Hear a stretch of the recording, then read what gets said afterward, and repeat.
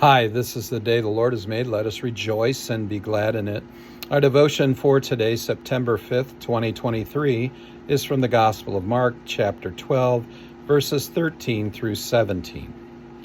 And they sent to him some of the Pharisees and some of the Herodians to trap him in his talk. And they came and said to him, "Teacher, we know that you are true and do not care about anyone's opinion, for you are not swayed by appearances, but truly teach the way of God. Is it lawful to pay taxes to Caesar or not? Should we pay them or should we not?"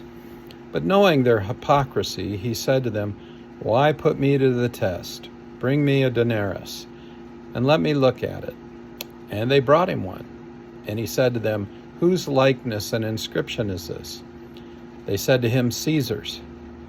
Jesus said to them, "Render to Caesar the things that are Caesar's, and to God the things that are God's."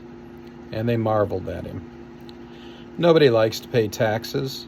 They work hard for their money, and they want to keep as much of it as possible to be able to do with it whatever they want. In a free, capitalistic society like the one we live in here in the United States, the more money you have, the more money you are able to keep of your paycheck, the more you're able to do with that money, and the more you are able to acquire things with that money, including power. Money represents power in our society.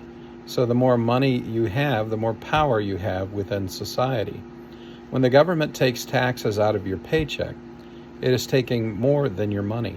It is taking and reducing the power you have within a society. Again, nobody likes to have the government take their money or take their power.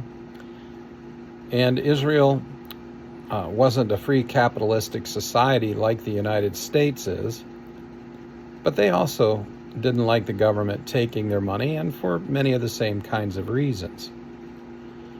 But to not pay one's taxes to Caesar was to rebel against the government of Caesar, and that would not stand. The military would force payment and take whatever was necessary to cover whatever taxes were owed if the tax collectors were unable to collect payment from an Israelite. And make no mistake, the Romans were viewed as the enemy of the people, the enemy of the nation, exercising their military power and inflicting their laws and punishments upon the people. Many have died resisting the Roman laws, including resisting paying taxes, and often they died by crucifixion.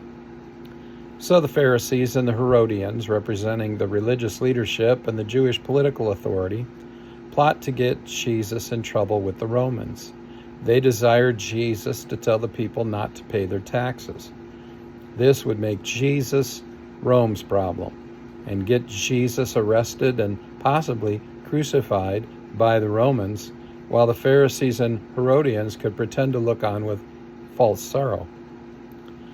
So they asked Jesus in front of a crowd of people, "Is it lawful for the Jewish people to have to pay taxes to Rome?" And they wait for Jesus to fall into their trap. But Jesus is much smarter than the Jewish leadership.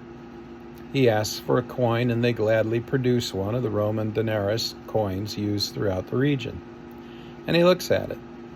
And then he asks whose likeness and inscription is on the coin, and they reply that the emperor's likeness, his image, his inscription is on the coin. Jesus responds to that information by saying, "Well then, render or give to Caesar what belongs to Caesar, and give to God what belongs to God." This simple division is something we should think about every day.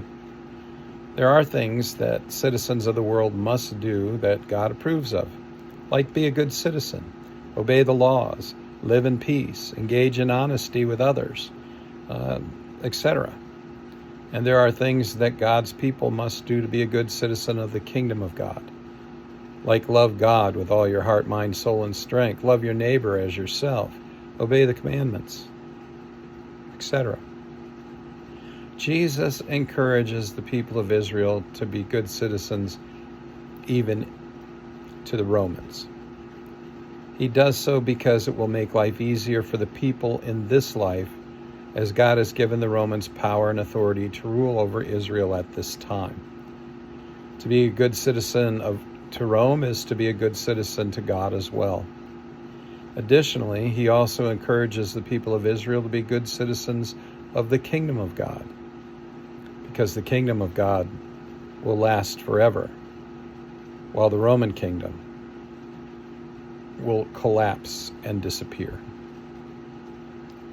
My friends, God has placed our political and religious leaders over us, whether we like it or not.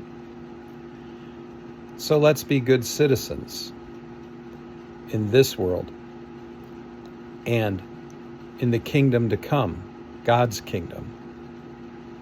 Go in peace. Serve the Lord.